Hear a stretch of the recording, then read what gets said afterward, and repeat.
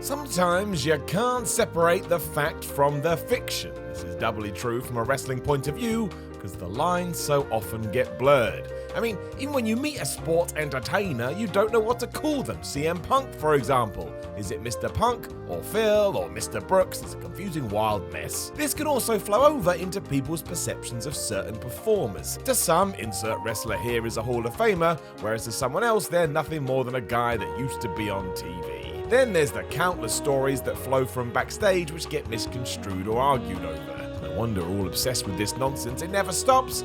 With that said, it's worth trying to cut through some of this madness, or at least bring it all up again, so we can have a row. I'm Simon from What Culture. This is 10 WWE legends that require a career evaluation. Number 10, Jeff Jarrett. If you bring up Jeff Jarrett to anybody who was a fan during the Monday Night Wars, they'll likely talk to you about the infamous incident at No Mercy in 1999.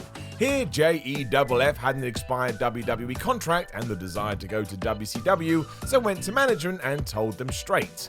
He was happy to lose to China on this evening, but Jarrett had also worked out what he was owed by World Wrestling Entertainment and would like it before he went out there and did the favors. Of course, the twist is that he held the company up for money, and while that is true to a certain extent, it doesn't tell the whole story. He had earned that cash and in an explosive workplace had decided to secure it before he left, so it wouldn't just vanish into dust. The real question is how anybody let Jeff's deal run out without sitting down with him and sorting it before the pay-per-view. And it's not like it didn't cause a stink, because it absolutely did, naturally. It's why when WCW died, Jarrett started his own promotion rather than return to WWE. Vince McMahon had fired him on that Nitro Raw simulcast anyway. This is what I am talking about though, smart business decision or holding a smoking gun to somebody's head.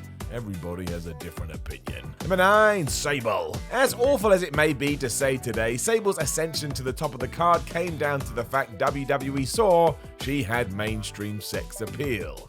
Didn't mean she didn't have other traits on top of that, but as the world changed, Vince McMahon realized what he was able to get away with and put Sable into this position. Kinda sums up 1998.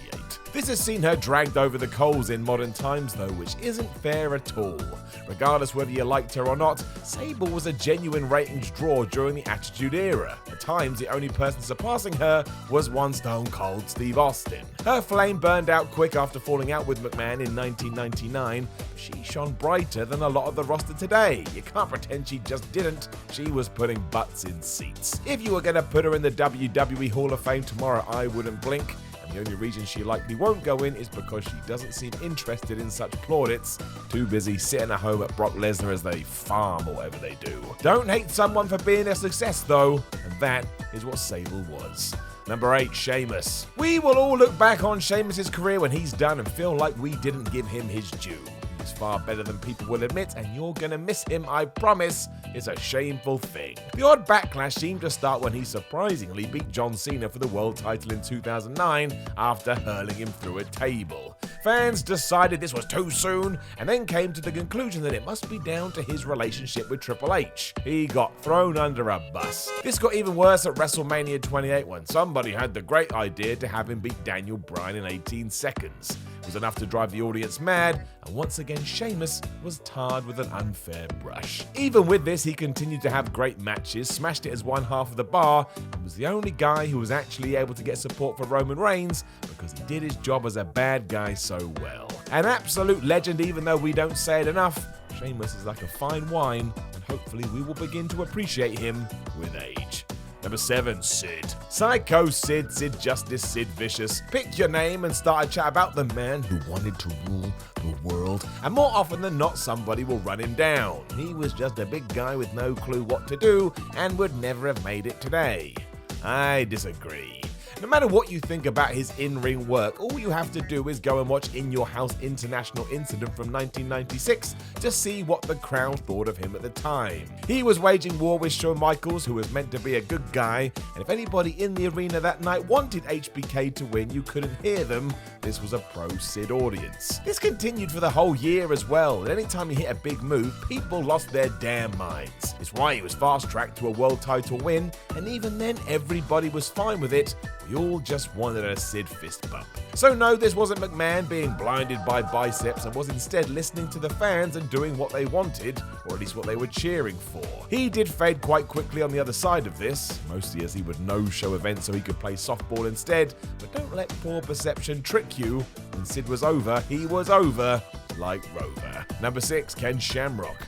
Ken Shamrock was only with the WWE for about 2 years, and yet absolutely smashed his time with the company. He may never have reached the levels of The Rock, but casual fans still remember him, and he hits a tier just below the Great One. If he hadn't have left to go back to MMA, I wouldn't have been surprised if he won the WWE title at some point. He had the believability and he had the support. Shamrock was also somewhat of an innovator. Tap-outs became commonplace after his tenure, and any lessons WWE was going to learn from the UFC started when they did a Lion's Den match. It didn't really catch on, but it did begin to blur those lines. Don't buy into this nonsense that his snapping was silly either. When he did it in the late 90s, the whole place came unglued. A stupid heel turn ruined his momentum, but outside of that, Ken made the most of everything he was given. Number 5, X-Pac. Sean Waltman was a brilliant pro wrestler. Whether he was the 1-2-3 Kid or X-Pac, the man was so good that after debuting in 1993, he became somewhat of a litmus test for other wrestlers. If you couldn't have a good match with him, the boys decided you were crap. And this was always the case too, the issue coming in the fact that post-D-Generation X, WWE had no clue what to do with him. He jumped from faction to faction, team to team, and while his partnership with Kane was able to recapture some of his magic, Waltman's lack of direction gave him a bad rep. The term X-Pac Heat, for example, is both unfair and misguided.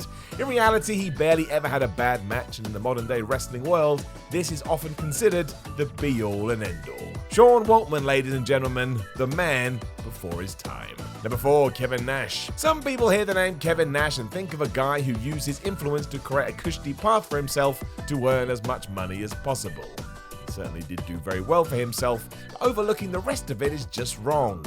It's true he was a poor during champion during WWE's lowest point, but Nash was switched on enough to know how to present himself in the ever-changing 1996 universe. No one was as clever in presenting themselves as the cool anti-heel than Nash, and it's something he even used to rein in Hulk Hogan's cartoonish ways when the NWO was kicking off. You can't just ignore that. The badass factor of the New World Order was hugely helped because of Big Kev's attitude. And true, this wasn't always the case. His feud with CM Punk is best forgotten.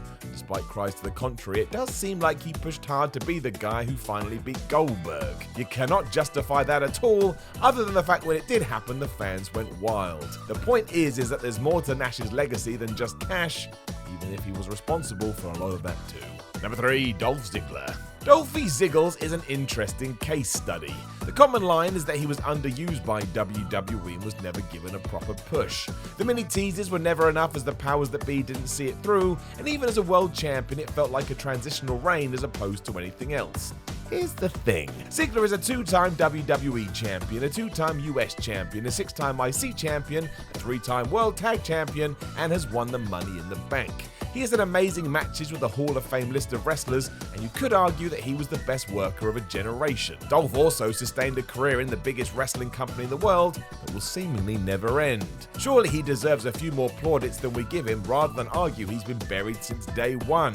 And sure, he could have been used better, but Ziggler has had success that some could only dream of. It doesn't mean he should be satisfied or the fans should just shrug their shoulders and forget, but don't look past what he has achieved. Few will have a career like Dolph's, and that's because he was really, really good. It does count for something. Number 2, Santino Marella. Santino Marella is one of my favorite characters ever. When he was on form, he was untouchable, and everything he did with Stone Cold Steve Austin was brilliant. He even got the Cobra over, and when WWE teased he may actually beat Daniel Bryan for the world title in the Elimination Chamber in 2012, fans lost their minds. Never going to happen, but pretending it may was enough. The issue we have in 2020 is everything that happened in 2009 and the Miss WrestleMania Battle Royal. Already turned down by both Trish Stratus and Lita, the decision was made to have a dragged up Santino win, and while this was a sign of the times, has not aged well. It was like James Ellsworth throwing the Money in the Bank briefcase to Carmella. Everybody now face palms. It reared its head again recently when Santino had a cameo in the Women's Royal Rumble, which is why we mention it here. But we shouldn't forget that outside of this nonsense, Marella was a treat, especially as the content WWE was putting out in the mid-2000s was questionable at best. I mean, it was only a few years removed from that whole Katie Vick madness, and it took them a while before everything just calmed down. Number 1, the Brothers of Destruction. This is a tough one. I love The Undertaker and I love Kane. When they waged war in 1998, the childhood me could not believe it. It was like a superhero and supervillain clashing in the middle of the ring, and the best part was I wouldn't have even cared if the Big Red Machine won because he was so darn cool. A wonderful time to be alive. When they eventually teamed together though, well, you can just go and see the results. Joined at a time when WWE was in a state of flux, it's hard to find a feud that they didn't just walk through. The invasion angle was the peak of this, where they almost killed the likes of DDP and Chronic, and even when you zoom forward to 2018 and their match against Triple H and the returning Shawn Michaels, you question whether this team was ever more than the sum of its parts. For example, Kane was better when teaming with Daniel Bryan, and The Undertaker has always been a guy that's better off by himself. Paul Bearer was the only one who got close, and that's why as a tandem they're so fascinating to look back on now. You can't take anything away from what they've achieved, especially individually, but as the Brothers of Destruction, well, that is what the comments are for. Know of any other WWE legends that require a career evaluation? Let us know in the comments below, and don't forget to like, share, and subscribe. Then head over to whatculture.com and make sure you read yourself some more articles. Follow What Culture on Twitter at WhatCultureWWE, and watch more videos here on What Culture Wrestling. My name is Simon from What Culture, and I will talk to you again soon.